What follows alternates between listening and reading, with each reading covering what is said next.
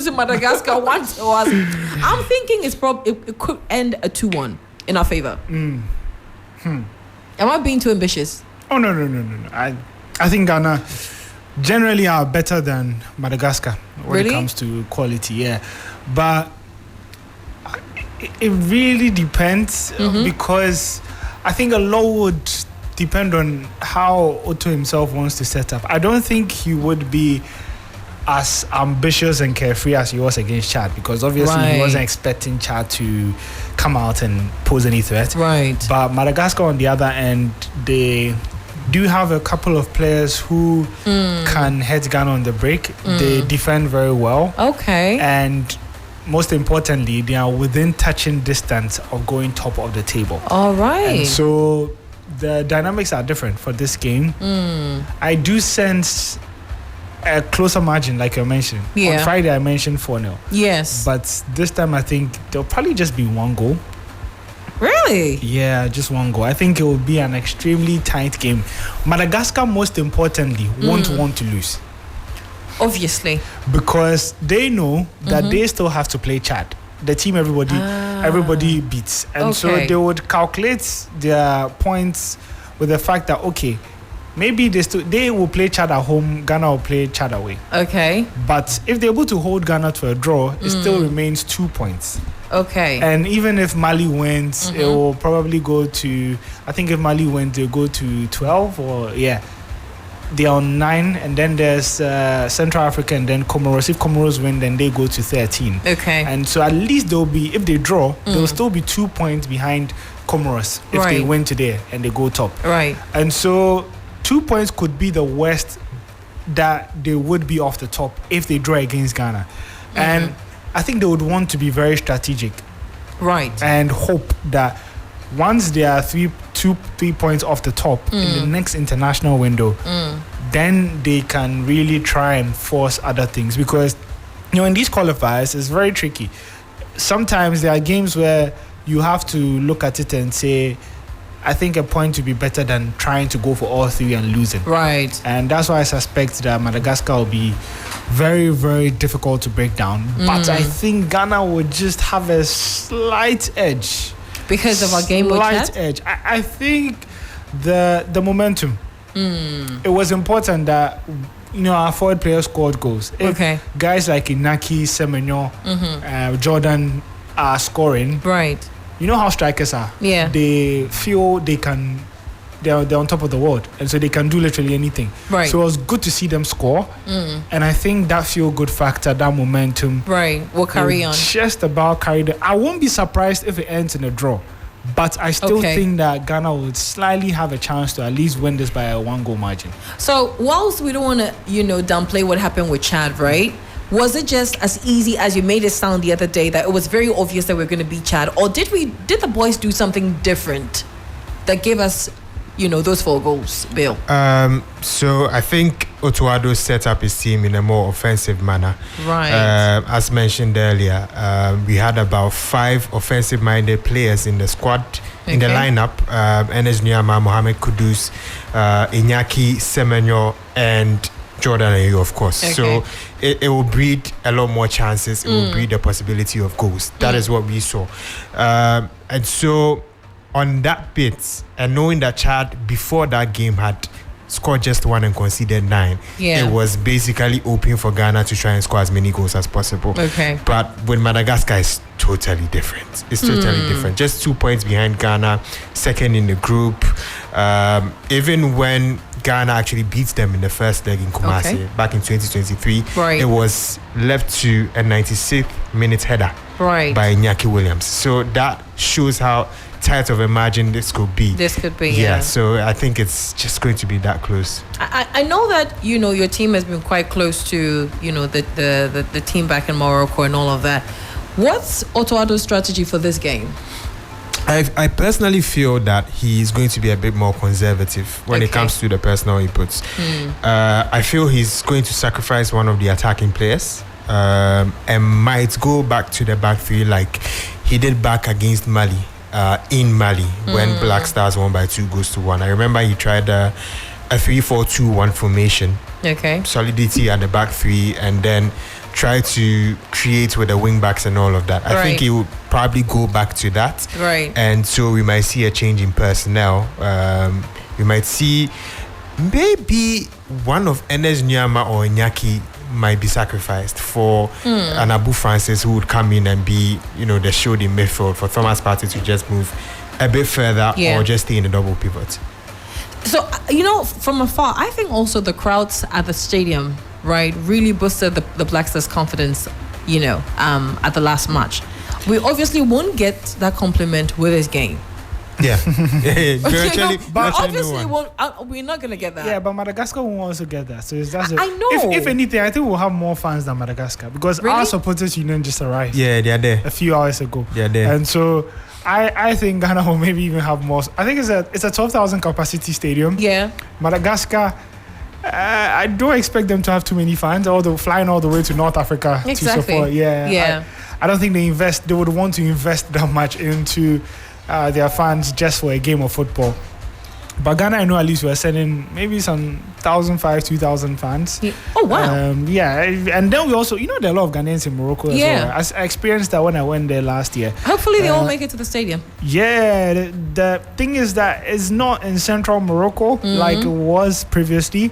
This one is in more of northern Morocco. So it's about, you're looking at 6-7 hours drive from central Morocco to the north. So it would take a lot of sacrifice, even if you are in Morocco to support. But I think if you live there and the opportunity comes to see your national team play, it would probably be a good risk to take. Absolutely. 7-8 hours drive. It should be worth the punt. Absolutely. And I genuinely think that the playing field is level because I don't think Madagascar will outnumber Ghana when it comes to the number of fans. So it won't be down to that.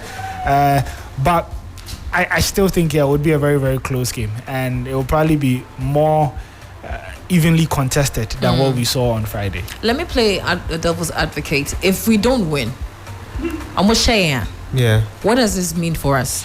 It means we are no longer first. That's the first thing. It means Madagascar will automatically move to first. And that will mean that qualification is basically not really in our hands. And we just have to basically win the rest of our games. After this game, we'd have 4 more games left. We can't afford to drop any points from here on out. But if Ghana gets a draw or a victory, then there's still that opportunity to still, maneuver your way, knowing that Madagascar themselves will battle with Mali. There might be dropping of points there. Yeah. There might be Central African Republic, all of that. But you can't leave that to chance if you're going to, get a defeat against Madagascar. Certainly a win or a draw. This is a tough one. I mean, you were very upbeat about the Chad conversation. You don't look the same vibe that we got for Chad. It doesn't look like the same. And I mean, your energy towards my energy, Charlie, is like I was very happy. I was really up there rooting for the boys. But after this conversation, the truth is huffing. Chad is an outlier. Yeah. Chad had about 5 to 10 of their key players absent due to administrative issues. Yeah. It was a new team, as their coach mentioned after the game. The quality that we saw was well below par. Yeah. And it's sometimes really difficult to analyze outlier situations because you can't really assess how good your team was because of how bad the other team was. And so it's tough to carry over the same confidence from last week into this because into this one. I do think genuinely Madagascar are a better team. They are a well coached. Than the Black Stars? Not the Black Stars. Not necessarily. No, it was a trick question. Way better than Chad, and they're a very competitive team as well. Yeah. If you've been following their story, really interesting. They've had some nice fairy tale stories at the AFCONs. Oh, okay. Even their fairy tale AFCON, I think 12 years ago, was Ghana that ended their dream. Right. And so we have some history with them actually, and I think it would be a good chance. When we met them at home, we actually needed a 90 96 minutes. minute header from Iñaki Williams to win the match. And may it work in our favor again. Yeah, anything similar, we'll take it. Speaking of favor, I understand that Mutala is in Morocco, right? Yeah.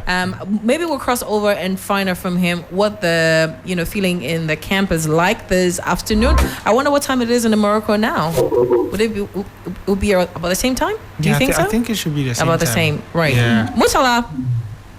Hello. Hi. Thanks for joining us. How are you doing, and how's Morocco?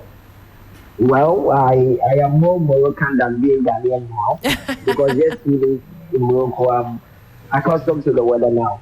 Fantastic. It must be a bit chilly than it is in Ghana, I suppose. Yeah, and I am extremely angry with someone like Oreku who has been here before, but he never told me that. I mean, he has a bone to pick with you. He said you didn't tell him to prepare properly for the weather. We've lost our connection to Mutala, but we'll try and raise him again. I'm still here. Oh, good, you're here. So I was just telling Oreku that he misled you, so you didn't prepare very well. But what's the feeling like in the Ghanaian camp, the Black Stars as well? Are they pumped? Are they ready? What vibe are you picking from there? Well, I've never seen the team so pumped up. Like today, I got to the Black Stars camp around 9 a.m. because I got to Casablanca around 4. Sorry, I got to Hosiema around 4 a.m. So I just spent 1 hour at the hotel and dashed up to the Black Stars camp. Right. And what's the feeling amongst the boys? I'm here. I can hear you. I can hear you. The first two players I met were Gideon Mensah and Larissa TV, and right when they saw me, they started laughing and were like, "Hey, what baby?" Because they are happy to see a Ghanaian. Yeah. And they had a conversation with me. Clearly, you could see that they are ready for this game. Right. I also spoke to Jerry Efie on the side, and he tells me that they failed to qualify for the AFCON. The only way they can make amends or they can actually pacify Ghanaians is by qualifying for the World Cup in the USA. And the players themselves, it means a lot to them. Kudus tells me that we only gain the joy of them winning, but they, the main actors on the pitch, get to elevate their careers if they qualify for such tournaments. They are ever ready, to ensure that they qualify for the World Cup. They know this game is going to be tough, especially with what we saw in the first leg where we needed Inaki Williams to score late for us. Right. But I can confidently tell you that the kind of positivism I've seen in the Black Stars camp, at least they should come away with something in this game. A nice one. So the morale is good. So you mentioned earlier on that when one of the players saw you, they were happy to see a Ghanaian. Does that give me the sense that they are not? You don't perceive that there are a lot of Ghanaian supporters who will be present? Yeah, I've also been to the session where we have the supporters, Ghana Supporters Union, Afribu Chakapama, the famous Afribu Chakapama, together with a few others, have also made it here. Hosiema is not central Morocco. It's not Casablanca, the capital. Right. It's like you being in Accra and driving all the way to Tamale to play a game. So not many people have been able to make their way here. I am the only Ghanaian journalist in the Black Stars camp or in Morocco for this game. Interesting. So it tells you a lot about Hosiema. But we have a couple of fans, a handful of fans who will be at the stadium to cheer the team. And like what Oreku was saying earlier, the Madagascans themselves would be approaching this game being cautious because it should have been played in their capital. It should have been played in their capital, which is Antananarivo. Right. But because FIFA did not approve their pitch, they had to settle on Morocco. So it's a 50-50 game for both countries because it's a neutral ground. Absolutely. Whoever goes into this game, with the right tactics, should be able to come away with victory. Absolutely. And definitely, I'm hoping that the Black Stars will do that. They will be the one to take the victory. Mutala, thank you so much. I'm sure that the team will catch up with you again before the game starts at 7. We wish you the very best, and thanks for making us proud. It's nice to know that we are the only journalists represented there. I mean that's how much we take our sports coverage very serious. Kudos to the sports team. Anyway, so it is what it is. We will know our smoothness level by what 9 p.m. 9 p.m. Yeah, 9 p.m. Okay, and of course we're doing a coverage of it from 7 p.m. sharp here. Yeah. All right. So we should have our dinners before the game starts, right? Oh, you have to eat first. Okay. Oh, it's important. You can eat half. And leave the other half. I think we'll win. Is it? I think we'll win. Yeah. I think we'll win. If we even get 1-1 safe, we take carry like that. No. Oh, we are waiting for the lineup. The lineup will tell us. A draw will be more beneficial to Madagascar. Than us. A draw keeps them. You see, if you beat Madagascar and you move 5 points clear of Madagascar, you've killed their hopes. Okay. So that means Chad are dead in the group. Central Africa are dead in the group. Madagascar are dead. Mali are almost dead. So you've eliminated about half of your opponents by just beating Madagascar tonight.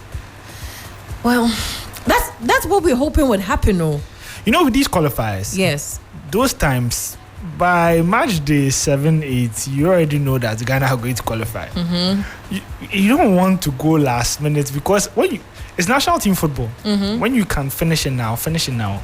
You don't know what will happen to your key players 6 months from now in September. Exactly. Who will be injured, who will be available, who might not be able to come. And then now you'll be scrambling. You can't go and sign players. It's what you have. Exactly. And so when you have your best players available, all these attacking players at your disposal, attack and try and get your maximum points. All right, we'll attack and hopefully we'll come out with a win for Ghana. Make sure that you get the coverage of the game 7 p.m. sharp right here on 3FM 92.7. My host edition is up in just 3 minutes. You can put your predictions on social media 3FM 92.7. What do you think the scoreline will look like at the end of the game? Would it be a draw? Would it be 2-1? Are you supporting my prediction? 2-1 in favor of Ghana. And let no bad energy say 0-1 to Madagascar. Let no bad energy say that. Thank you guys for coming through the show. We're grateful. All right.